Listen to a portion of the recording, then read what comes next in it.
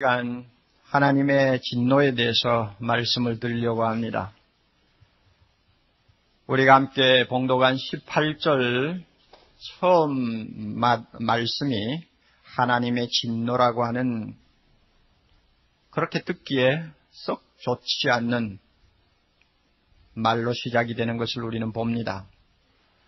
로마서를 읽으시면 항상 기억에 두셔야 될 사실 하나가 있는데 그것은 1장 18절부터 로마서의 본론이 시작된다는 것입니다. 모든 믿는 자에게 구원을 주시는 하나님의 축복을 지금 이제 본격적으로 말씀을 하기 시작하는 서두에서 첫 마디부터 좋은 인상을 갖지 못한 하나님의 진노라는 말이 나온다는 사실에 대해서 우리가 주목을 해야 됩니다. 왜 그런가 하면 인생은 복음을 받기 전에 자기의 처지가 무엇인가를 먼저 알아야 될 필요가 있습니다. 그 처지는 다름이 아니라 하나님의 진노 아래 놓여 있는 사람이라는 것입니다. 나는 하나님의 진노를 지금 받고 있다 하는 처지를 처음부터 인식을 할 때 비로소 복음이 그 가슴에 들어올 수 있기 때문에 이렇게 기록한 것입니다. 18절 처음 말씀하고 끝에 말씀하고 이으면 하나님의 진노가 하늘로 쫓아 나타난다 하고 우리가 말을 할 수 있습니다. 그러니까 하나님은 하늘에서 진노하고 계시고 그 진노가 이 땅에 사는 사람에게 계속 임하고 있다는 의미입니다. 우리는 구원을 주시는 하나님 하면 항상 사랑의 하나님이라는 것을 연상합니다. 하나님은 사랑이시다 하는 것을 우리는 즐겨 또한 고백하고 또한 마음에 생각하기를 좋아합니다. 그런 의미에서 하나님의 진노, 즉 화를 내고 계시는 하나님에 대해서는 그렇게 즐거운 마음으로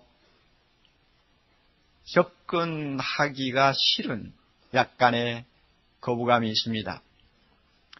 이런 인간의 얄팍한 심리를 이용해서 현대 신학자들 중에서는 하나님의 진노의 개념을 처음부터 부정해버리는 사람들이 있습니다. 왜 부정하느냐? 사랑의 하나님, 진노의 하나님, 그것은 말 자체가 벌써 어울리지 않는 말이다. 사랑이면 사랑이고 진노면 진노지 어떻게 사랑이면서 진노냐? 그러니까 그 말 자체가 벌써 모순을 일으키는 용어니까 하나님에 대해서는 사랑을 붙여야지 진노를 붙이면 안 된다 해서 아예 진노를 인정을 안 합니다. 그래서 하나님이 진노 때문에 죄인을 심판하시려고 준비하신 지옥까지도 부정해버립니다. 성경에서 뭐라고 했든 간에 그것은 죄를 짓는 사람에게 경고하기 위해서 만들어 놓은 이야기지 실제로 지옥이 없다는 이야기고 만약에 지옥이 있다 손 치더라도 그것은 며칠 동안 가두어서 정신 차리게 하고 난 다음에는 풀어주는 곳이지 영원히 벌주는 곳은 아니다. 이런 식으로 해석합니다. 굉장히 듣기 좋죠? 그랬으면 좋겠죠 사실.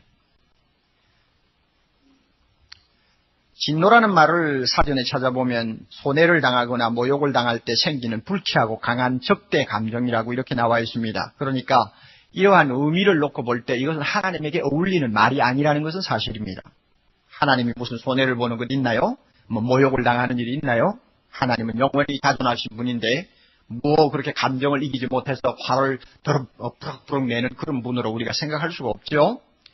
그럼에도 불구하고 하나님이 진노하신다 하는 말을 쓰는 것은 어디까지나 하나님을 우리 인간의 입장에서 이해하는 표현이라는 것을 기억하십시오. 말은 항상 불완전합니다. 그래서 하나님이 참 사랑 아닌 다른 면이 있는데 그것을 무엇으로 표현할까? 사람이 쓰는 용어를 사용할 수밖에 없죠. 그것이 바로 진노라는 말입니다. 그래서 먼저 우리가 정리를 해야 될 것이 있습니다. 하나님의 진노는 성격상 어떤 것이냐 하는 것입니다. 진노가 뭐냐? 인간이 화를 내는 거하고 좀 틀린다고 하면 하나님의 진노는 그러면 어떤 것이냐 하는 말입니다. 두 가지를 잘 정리해 놓으십시오. 첫째는 하나님의 진노라는 것은 죄를 조금도 용납하지 못하는 그의 거룩한 품성으로 인해서 나타나는 죄에 대한 반응입니다. 더 간단하게 요약하면 하나님이 거룩하시기 때문에 죄에 대해서 보여주는 반응이 진노입니다.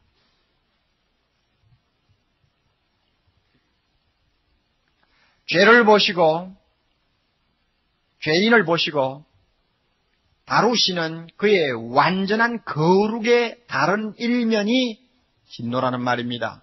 그러니까 하나님은 거룩하십니다. 그 거룩하심에 대해서 우리가 이해를 하려면 그 거룩은 죄를 전혀 용납을 못합니다. 죄라는 것은 절대로 가까이 하지 못하게 합니다. 그러므로 죄가 가까이 온다든지 눈앞에 죄인이 보일 때에는 자연적으로 그 거룩은 반응을 일으킵니다. 그 반응이 뭐라고요? 진노라고 그랬어요.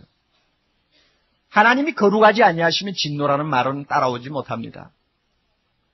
하박국 1장 13절에 주께서는 눈이 정결하심으로 악을 참아보지 못하며, 그러시죠? 패역을 참아보지 못하신다. 바로 이것이 보지 못하고 보지 못하니까 보지 못하는 것에 대한 반응이 나올 거 아니에요. 그 반응이 진노라 그 말입니다.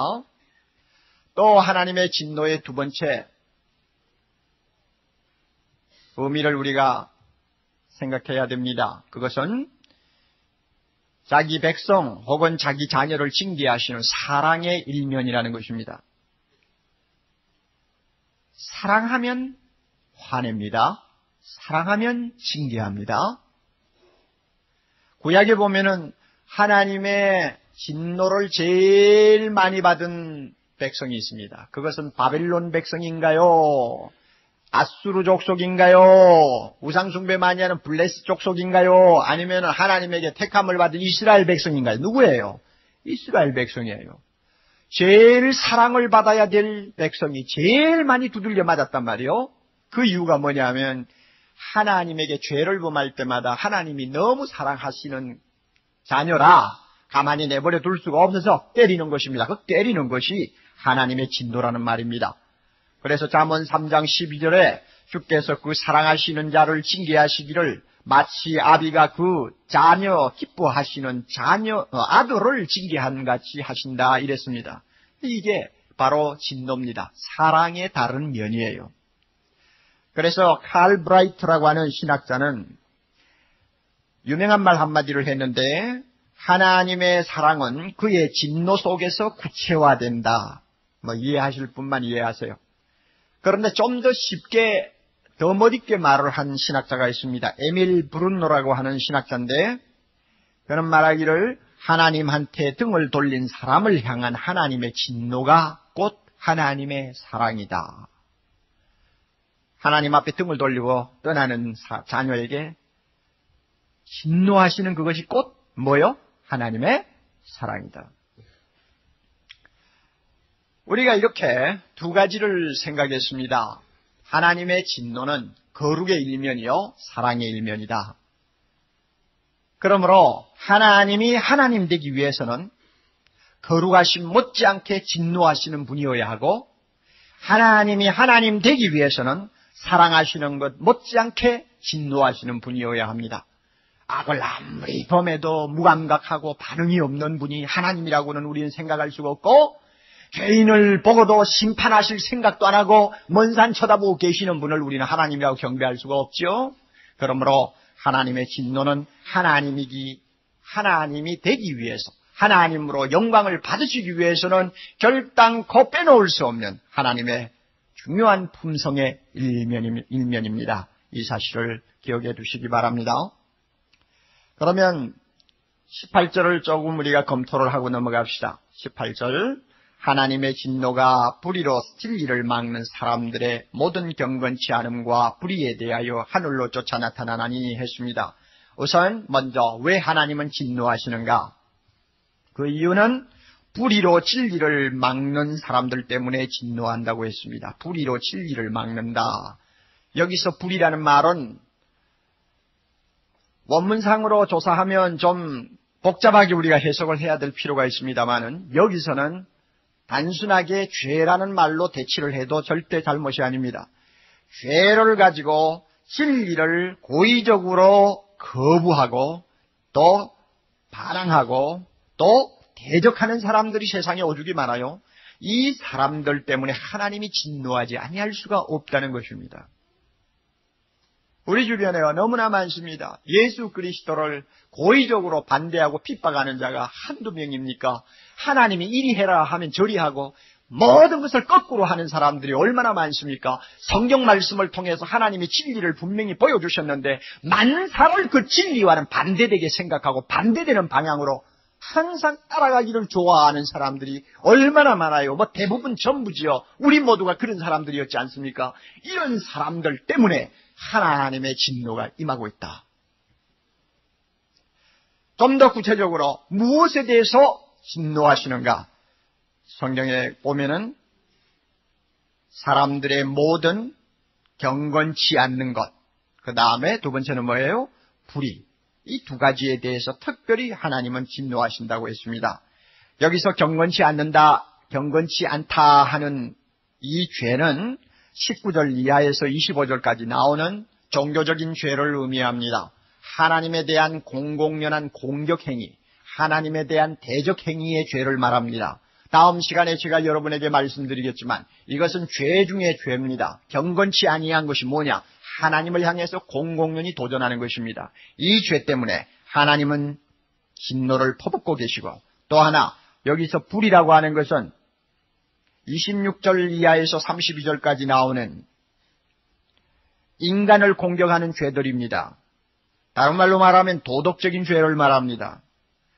갖가지 더러운 생각에서부터 시작해서 이웃을 해치는 모든 잘못된 행위, 이 하나하나에 대해 하나님이 진노하고 계신다는 것입니다.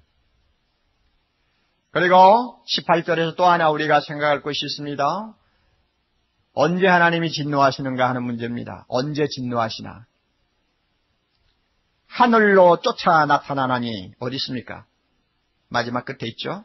하늘로 쫓아 나타나나니, 이 말은 하늘로부터, 하나님이 계시는 곳으로부터 나타나나니 하는 말은 현재 진행 동사입니다. 그러니까 계속 진노하고 계신다는 말입니다. 따라서 언제 진노하시느냐 하고 묻는다면 날마다 진노하신다, 지금 진노하신다, 계속 진노하고 계신다, 우리가 이렇게 해석을 할 수가 있습니다. 시편 7장 11절, 하나님은 의로우신 재판장이시며 매일 분노하시는 하나님이시로다. 매일 분노하신다.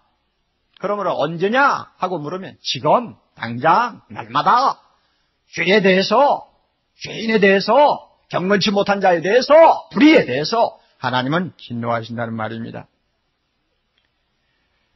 우리가 18절을 이렇게 세 가지 측면에서 검토하면서 참 다시 한번 우리 자신을 돌이켜보고 반성해야 될 사실이 하나 있습니다.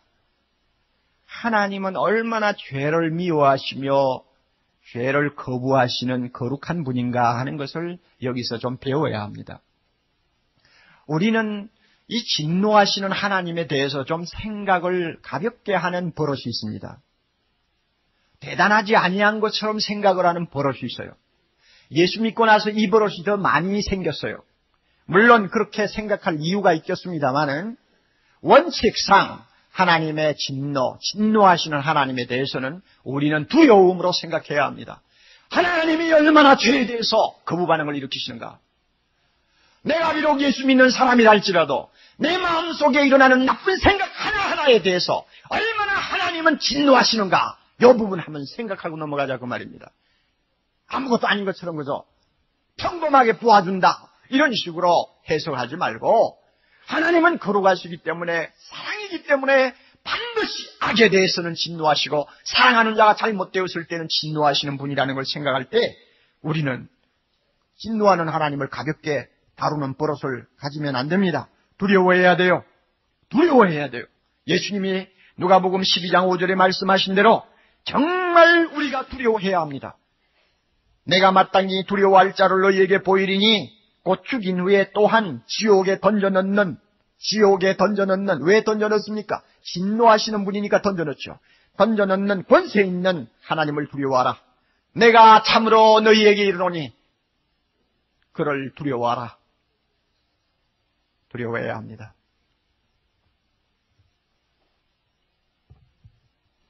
버릇없는 손자처럼 할아버지를 사랑만 할 줄 알지 할아버지를 존경하고 두려워할 줄 모르면 할아버지 수염 잡고 늘어지는 것처럼 우리가 하나님을 버릇없는 손자처럼 섬기기 쉬워요. 정말 하나님이 어떤 분인 걸 알아야 돼요. 진노하시는 하나님.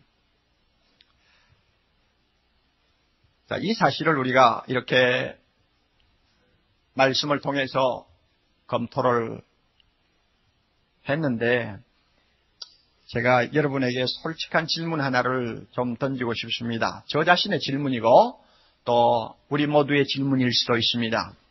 하나님이 정말 날마다 이렇게 죄를 범하는 사람에게 대해서 진노하고 계신다면 오늘도 진노하고 계시나? 진짜 진노하시는 분인가? 하나님을 거역하는 자를 향해 정말 진노하고 계시나? 불의를 행하는 자에게 정말 진노를 퍼붓고 계시는 분인가? 진노하고 계신다면 그 증거가 무엇인가? 한번 묻고 싶다는 이야기입니다. 왜 이런 질문을 해야 하는가? 그 이유는 간단합니다. 정말 진노하시는 것 같은 증거가 별로 안 보여서 그렇습니다. 여러분 그렇게 안 느끼세요? 오늘 현실을 볼 때 말입니다. 악을 행하는 자를 정말 심판을 하고 계시나? 하고 물을 때 가만히 내버려 두지 심판하는 것 같지를 않고 오히려 이 세상에서 선하게 살려고 하고 하나님의 뜻대로 살려는 사람이 하나님의 진노를 받아서 날마다 고생하는 것처럼 보이는 이상한 세상이란 말이요. 그러니 정말 하나님이 진노하고 계시는가? 저는 이 문제를 가지고 가끔 실험을 합니다. 하나님의 진노가 하늘로부터 임하고 있다면 절대로 무사할 수 없는 자들이 왜 저렇게 건재한가? 수십만 수백만의 무고한 피를 흘린 독재자가 왜 다른 나라에 돈을 싸질머지고 가서 앉아서 20년 30년 건재하면서 생을 향락할 수가 있는가? 정말 하나님은 진노하시는가? 예수 그리스도의 진리를 그릇되게 가르쳐 수많은 영혼을 낚시질하는 사냥하는 이단 괴수들이 왜 오래 살면서 자기가 하고 싶은 모든 일을 다 하도록 용납하는가? 과연 하나님은 진노하시는가? 많은 사람을 살인하고서도 아직도 붙잡히지 아니하고 세상을 자신 있게 살고 있는 자들, 불의의 재산을 축제해서 많은 이웃을 해친 사람들, 심지어 예수 믿는 자들을 핍박하고 하나님의 교회를 괴롭힌 사람들이 어떻게 저렇게 건재할 수 있는가? 정말 하나님이 진노하시는가? 가끔 우리 주변에는 천재지변이 많이 일어납니다. 지진이라든지 홍수라든지 또 기근이라든지 가뭄이라든지 많이 일어나고 있는데 그것도 가만히 보면 꼭 일어났으면 하는 나라가 있죠. 꼭 저 나라에 좀 이런 일이 있어야 되는데 하는 그런 데가 있지 않습니까? 내가 여기서 꼬집으면 곤란하고 그런 데가 있죠. 그런데 그런 나라에는 잘 안 일어나고 일어나도 천재지변이 일어나도 조금 일어나고 우리 보기에 그렇게 죄가 없어 보이는 나라는 너무너무 지긋지긋한 일들이 일어난단 말이에요. 하나님이 진노하시는 때 대상을 잘못 보셨나 하는 생각도 날 정도입니다. 예를 들어서 아프리카 같은 경우는 사하라 사막 이하의 아프리카 나라는 거의 40% 정도가 예수 믿는 사람들입니다. 그런데 어쩌면 그렇게 오랫동안 가뭄으로 고생을 하고 먹지 못해서 죽어가는 거 하나님 왜 저렇습니까? 우리가 이런 생각을 할 수 있단 말이에요. 그러니 정말 하나님이 진노하고 계시는가 하고 스스로 물을 때 우리 마음속에 나도 모르는 회의가 일어난다는 말입니다. 성경을 보면 하나님께서 어떤 악을 범한 사람이나 나라를 사정없이 현장에서 진노하시는 증거로 심판하는 예가 가끔 있습니다. 구약에서 가장 대표적인 것이 어디입니까? 소돔 고모라죠. 그런데 오늘날 소돔 고모라 같은 심판을 받는 어떤 도시나 나라가 있습니까? 없단 말이에요. 잘 안 보인단 말이에요.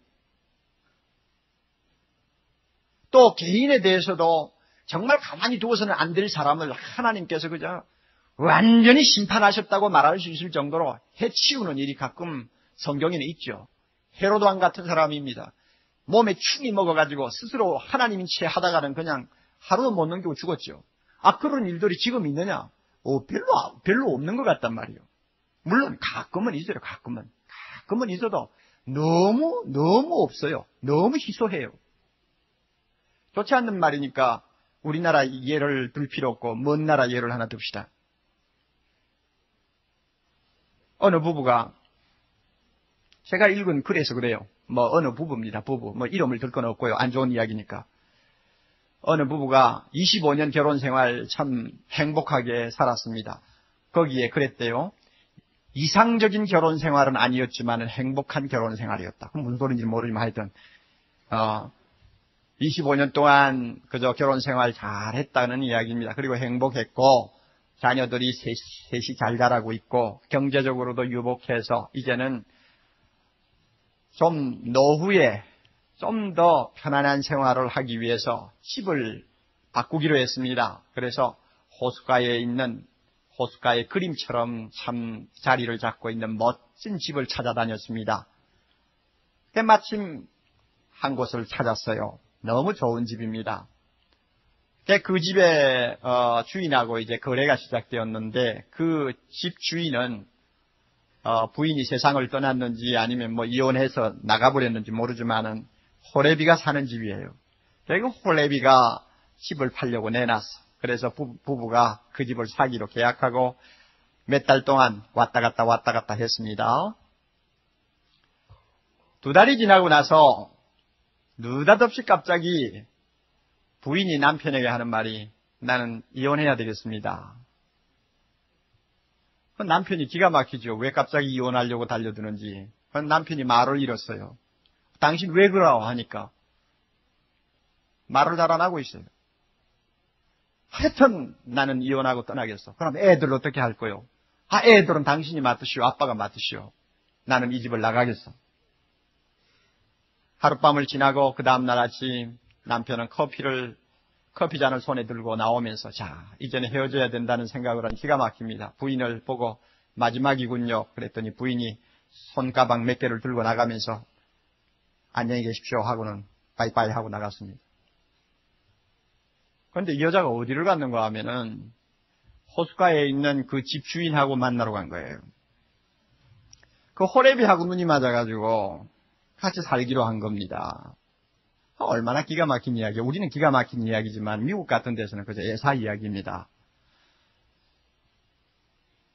그랬는데 그 여자가 가서 새 살림을 꾸미고 호숫가에서 그야말로 꿈을 꾸면서 사는 생활이 한 2주 지나가서 2주 지나갔는데 갑자기 남편 되는 사람이, 남편도 아니지, 남자가 심장마비를 이렇게 죽었어요. 누가 진노하신 거요? 누가 진노한 거요? 하나님이 진노하시고.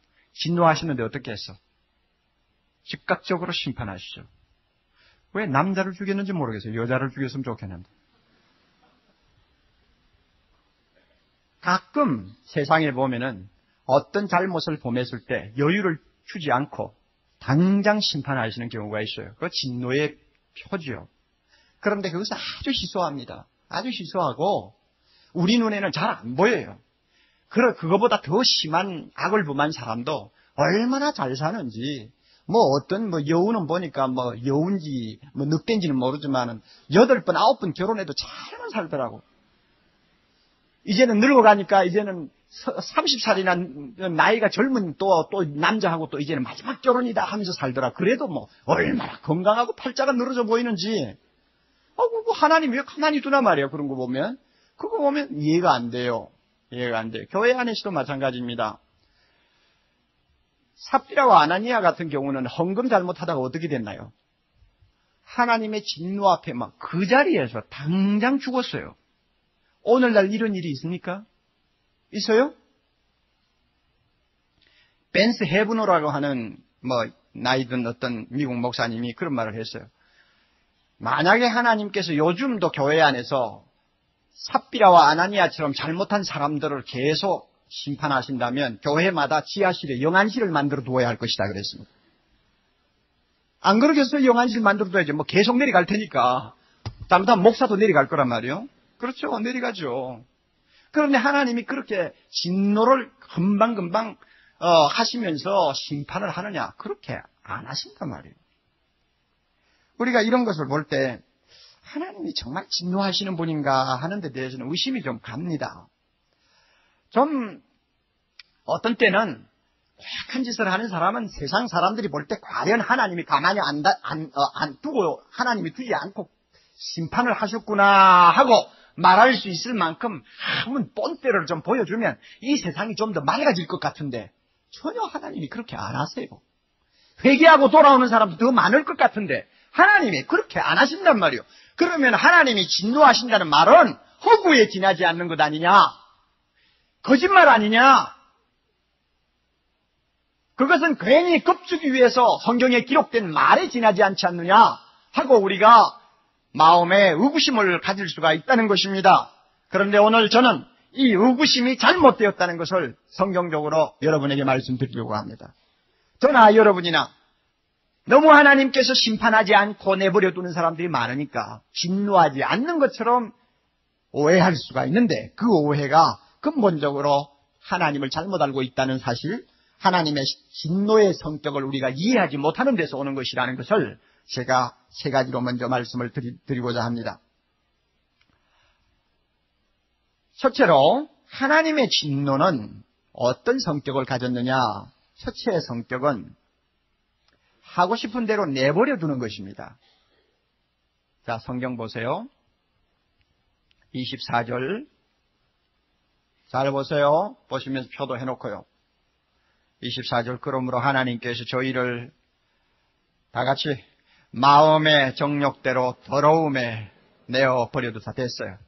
마음에서 일어나는 정욕대로 하고 싶은 대로 내버려 두는 것. 이게 진노입니다. 또 한 것도 있죠. 26절 이를 인하여 하나님께서 저희를 그 다음에 다 같이 부끄러운 욕심에 내어 버려 두셨다. 또 한 것 있죠. 28절 또한 저희가 마음에 하나님 두기를 싫어하며 하나님께서 저희를 그 상실한 마음대로 뭐 했습니까? 내어 버려 두셨다. 여기서 상실한 마음이라 하는 말은 부패한 마음대로, 부패한 마음 하는 뜻입니다. 그러니까 이 세 가지를 종합해서 보면 인간이 부패한 마음으로부터 정욕대로, 욕심대로 하고 싶은 것을 마음대로 할 수 있도록 내버려 두는 것, 이것이 오늘날 하나님의 진노의 성격이라고 말이에요.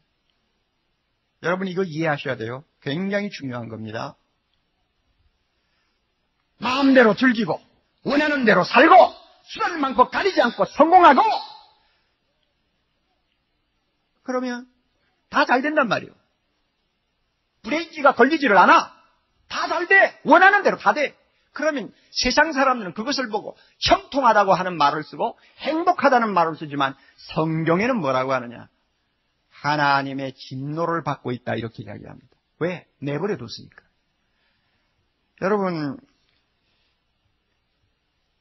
입시를 몇 달 남겨놓은 고3 아들이 공부가 그만 지겨워가지고 아버지 어머니 말을 듣지 않고 나가서 술 마시고 들어오고 학교 안 가고 나중에는 담배 피우고 밤에 나가서 고고춤 추고 밤새 들어오다가 새벽에 들어오고 아무리 아버지 어머니가 달래고 어떤 땐 때리고 가진 여러 가지 좋은 말을 가지고 좀 돌려보려고 했지만은 끝까지 말을 듣지 않다가 나중에는 마약 중독자까지 된다고 해봅시다. 그럴 때는 부모가 이제는 극도로 화가 납니다. 화가 나면 그때 하는 말이 있죠. 막말이 있죠. 막말. 뭐예요? 마음대로 해. 마음대로 해. 너 마음대로 해. 망하든지 죽든지 마음대로 해. 그러면 마음대로 해 하는 것을 내버려 둔단 말이에요.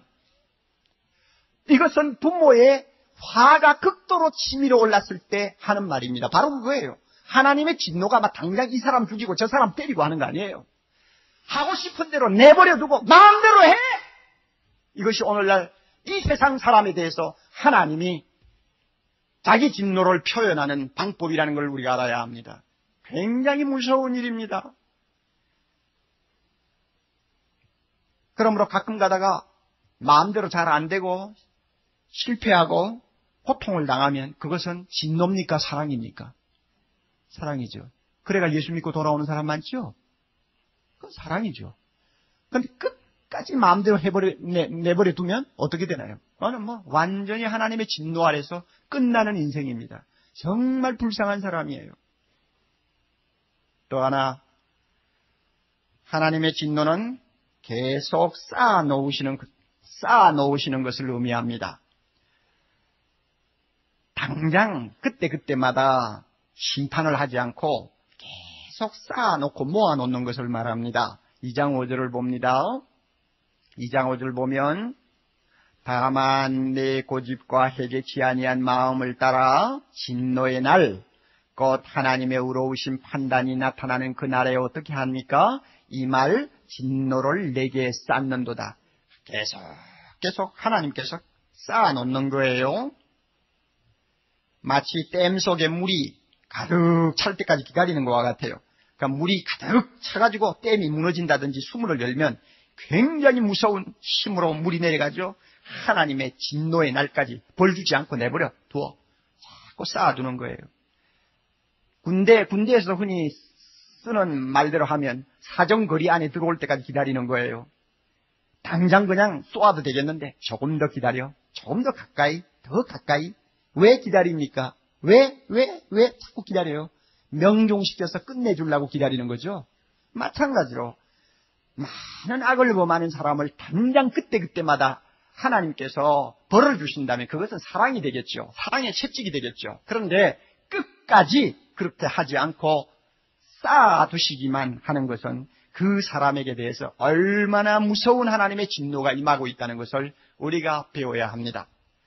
여러분 자녀들을 키우니까 잘 알죠? 내가 어릴 때 부모로부터 들은 말 중에 항상 공포를 느끼게 하는 말이 있는데 어디 두고 보자입니다. 두고 보자. 여러분 두고 보자라는 말이 그게 참 그 어린애들에게는 굉장히 무서운 말이거든요. 그럼 아빠 엄마가 당장 그냥 왜 잘못했어 하고 그냥 회초리 하나 때리고 끝내주면 마음 편안하게 그냥 지낼 수 있는데 때리지를 않고 두고 보자입니다. 두고 보자. 그러니까 언제까지 두고 볼지 모르지만 항상 불안하단 말이야. 하나님이 바로 오늘날 이 세상의 모든 악을 범하는 사람에 대해서 두고 보자입니다. 이게 쌓아놓는 거예요. 심판의 날까지. 그런데 두고 보자가 아니고 어느 때 갑자기 치신다든지 돌이키시면 그것은 진노입니까? 사랑입니까? 사랑이죠. 여러분 이 성격을 이해하세요? 또 세 번째 진노의 성격이 있습니다. 그것은 폭로하지 않고 가만히 잘못된 걸 숨겨놓는 것입니다. 비밀을 지켜주는 것입니다. 2장 16절을 보세요. 2장 16절 곧 내 복음에 이른 바와 같이 하나님이 예수 그리스도로 말미암아 사람들의 그 다음에 다 같이 은밀한 것을 심판하시는 그날이라. 왜 은밀한 것을 심판하시는 날이 있습니까? 하나님께서 그것을 폭로하지 아니하고 계속 숨겨놓았단 말이요. 그러니까 사람들이 굉장히 좋아하지요. 예수님이 말씀하신 대로 이 세상 사람들은 자기들의 악한 행위가 드러날까 항상 겁이 나가지고 빛 앞으로 오지 않는다고 했는데 언제든지 비밀을 지키기를 원합니다. 그래서 그 비밀이 영원하기를 바라고 시간 속에 영원히 망각되기를 바라죠. 그러나 그 자체가 하나님의 진노라는 사실을 사람들은 잘 모릅니다. 하나님은 그런 사람을 향해서 내가 모르는 줄 아나 다 안다. 그러나 지금 아는 체 하지 않고 가만히 있겠다. 그 말입니다. 그러니 모르는 채 하고 가만히 있는 거, 이거 무서운 거예요. 하나님이 진노하는 겁니다. 끝까지 가만히 두면 그 사람은 영원한 멸망을 받을 사람입니다. 그러나 무슨 나쁜 짓을 했더라도 언젠가 하나님이 그것을 부끄럽지만 폭로하시고 그것 때문에 매를 때리시면 그것은 진노입니까? 사랑입니까? 사랑이죠. 그래서 예수 믿고 돌아오고 회개하고 하지 않습니까? 그런데 끝까지 내가 모르는 줄 아나 하고는 가만히 내버려 둔다. 이것만큼 무서운 진노가 없어요. 오늘 우리가 세 가지를 정리했습니다. 우리는 하나님의 진노하면 당장 삽비라와 아나니아를 막 당장 죽이듯이 그냥 그때마다 하나님이 악인을 처리하시고 악한 국가를 징벌하는 것으로만 이해를 합니다만 그와 같은 하나님의 진노는 지금 이 세상에 잘 보이지를 않습니다. 그러면 오늘날 이 시대의 하나님의 진노의 성격이 뭐냐? 바로 지금 여러분에게 말씀드린 세 가지입니다. 잘 기억하십시오. 하나님은 지금도 진노하고 계십니다. 하나님의 진노는 지금도 맹렬하게 하늘로부터 죄인들에게 모든 경건치 아니한 일에 대해서 내려오고 있습니다. 그러므로 예수 없이 마음대로 살면서 잘되는 사람일수록 형통하기만 하고 아무 탈이 없이 예수 없이 그냥 행복하기만 한 사람들, 남몰래 나쁜 짓을 아무리 범해도 그것이 들통이 나지 아니하고 끝까지 마치 돌멩이가 바다에 가라앉으면 다시 떠오르지 않듯이 늘어나지 아니하고 그래서 기고만장한 사람들, 이와 같은 사람들이 그런 생활을 계속 끝까지 할 경우에는 그것 자체가 바로 무서운 하나님의 진노를 받는 것이라는 것을 우리는 배워야 합니다. 하나님의 진노는 너무나 무섭습니다. 너무나 무섭습니다. 그렇기 때문에 하나님께서는 우리 인간이 이 진노를 피할 수 있도록 길을 열어주셨습니다. 이것이 복음이죠. 길을 하나 열어놨어요. 딱 한 길 열어놨어요. 어딘지 압니까? 5장 9절. 5장 9절. 다 같이 읽습니다. 그러면 이제 우리가 그의 피를 인하여 의롭다 하심을 얻었음저 더욱 그로 말미암아 진노하심에서 구원을 얻을 것이니. 할렐루야. 하나님이 이 무서운 진노를 피할 수 있는 길 하나를 열어두었는데 그것이 십자가의 길입니다. 우리가 받아야 될 모든 죄의 형벌을 예수 그리스도에게 다 쏟으시고 십자가에서 예수님이 그 모든 죄로 인한 진노를 다 받으시고 우리를 그 진노에서 피하게 해놓으신 길입니다. 그것이 예수 믿고 십자가 앞으로 나아가는 길입니다. 하나님이 이 길 만들어놨어요. 이 길 만들어놓고 누구든지 예수 그리스도 이름을 부르면서 십자가 밑으로 피하기를 기다리고 있습니다. 그러므로 사랑하는 형제자매 여러분, 오늘 이 자리에 앉아 예배드리는 우리는 마음으로 감사할 것이 하나 있습니다. 주님, 내가 과거에 예수 모르고 살 때 가만히 끝까지 내버려 두지 아니한 것 감사합니다. 끝까지 기다리지 아니한 것도 감사하고요. 끝까지 덮어주지 아니한 것도 감사하고요. 실패를 통해서, 불행을 통해서, 병을 통해서, 가난을 통해서 여러 가지 방법으로 나를 빨리 깨우쳐 주어서 십자가 밑으로 피하게 해주신 거 감사합니다. 우리 마음속에 감사가 나와야 됩니다.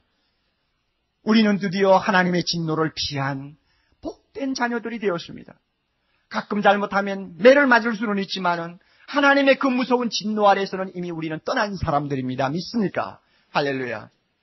여러분 가정에 만약에 아직도 예수를 믿지 아니하는 사랑하는 식구가 있습니까? 남편일 수도 있습니다. 부인일 수도 있습니다. 자녀일 수도 있습니다. 형제일 수도 있습니다.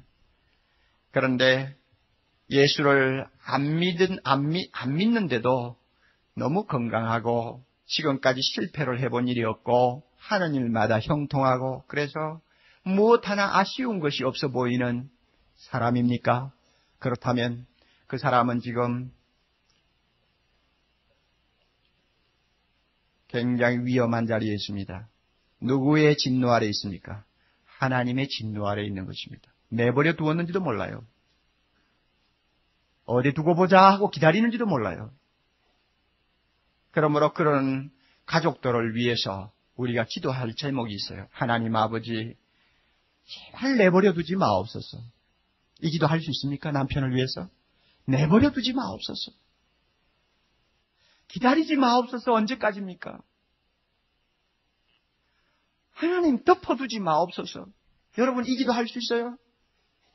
이거는 세상 말로 말하면, 막말로 말하면은 좀 한 대 때려서 좀 녹아나게 만들어달라는 이야기인데, 여러분 남편의 영혼을 구원하기 위해서, 남편이 십자가 밑으로 피하도록 하기 위해서 여러분 이 기도 할 수 있습니까? 이 기도 할 수 있어야 우리는 그 영혼을 구원할 수 있습니다. 어떤 집에 가면은 예수 믿지 않는 남편이 하는 사업 너무 잘 돼가지고 막 가정에 막 우리하고 번쩍번쩍 합니다. 그리고 막 온 식구들이 건강해서 기름이 흐릅니다. 그리고는 목사님 보고 하는 말이, 하나님께서 우리 가정에 얼마나 축복해 주셨는지 모릅니다. 너무 자녀들이 잘 자라고요. 아빠도 건강하고요. 사업도 잘 되고요. 이러고요. 저러고요. 이러고요. 그런데 성경을 바로 아는 목사가 들을 때는 예수 안 믿고 하나님 앞에 회개하지도 않는데 그렇게 이러고요. 저러고요. 잘 된다고 하는 것 자체가 뭡니까? 하나님의 진노 아래 있다는 사실을 알아야 되는데 그걸 축복이라고 착각을 하고 앉아있으니 기가 막힌다고 말이에요. 그러니 그런 생각을 가진 사람이 그 잃어버린 영혼을 위해서 진짜 기도하겠느냐 그 말입니다. 여러분 기도하세요. 내 남편 내버려 두지 마옵소서. 기다리지 마옵소서. 덮어두지 마시고요. 돌아오게 하셔서 십자가 밑으로 빨리빨리 하나님의 진노를 피하게 하옵소서. 우리가 세상 사람들을 보고도 마찬가지입니다. 우리 주변에 너무나 하나님 없이 살면서도 자고한 사람들이 많습니다. 정말로 아쉬운 것이 없는 사람이 많아요. 끝까지 그들이 그렇게 살면 그들만큼 불쌍한 사람이 없습니다. 왜? 하나님의 진노의 자녀들이기 때문에 그렇습니다. 그들을 향해서 당신 지금 잘 되는 것이 성공이 아니고 하나님의 진노입니다. 당신 지금 형통한 거 당신에게 행복이 아닙니다. 그것은 하나님의 진노입니다. 빨리 피해야 합니다. 예수 믿고 십자가 밑으로 피하십시오. 하고 우리가 눈물로 그들을 인도하고 그들을 주님 앞으로 데리고 나올 수 있는 사람이 되어야 합니다. 이것이 우리 크리스찬의 심정입니다. 그러므로 결론입니다. 여러분, 세상을 보는 인식을 바꾸십시오. 행복한 자를 보는 인식을 바꾸세요. 형통한 사람, 성공하는 사람을 보는 시각을 바꾸세요. 성경이 그들을 향해서 무엇이라고 말하고 있는가를 정확하게 판단하고 그 실체를 우리가 바로 볼 줄 알아야 합니다. 모든 사람들이 예수 없이 사는 것은 성공할수록 그것은 하나님의 진노 아래 있다는 것을 알아야 합니다. 그럴 때 그들을 불쌍히 여길 수 있습니다. 이 시간 우리가 그들을 불쌍히 여기는 마음으로 그들을 생각하면서 또 내 가정이 아직도 주님 앞으로 돌아오지 않고 만사가 형통해서 교만에 빠져있는 남편 혹은 아내, 자녀를 위해서 생각하면서 부를 찬송이 하나 있어요. 269장입니다. 269장. 웬일인가 내 형제여 주 안이 믿다가 죗값으로 지옥 형벌로도 받겠구나. 웬일인가 내 형제여 재물만 취하다가 세상 물건 불탈 때에 너도 타겠구나. 참 과거에 우리는 이런 찬송 부를 때 안 믿는 식구들 때문에 눈물을 흘리면서 많이 불렀고 안 믿는 친구들 생각하면서 참 눈물로 부른 찬송가입니다. 여러분 하나님의 진노를 아십니까? 진노 아래 놓여있는 사랑하는 식구들을 여러분이 기억해 보십시오. 이런 찬송 부르면서 우리 가슴이 타야 합니다.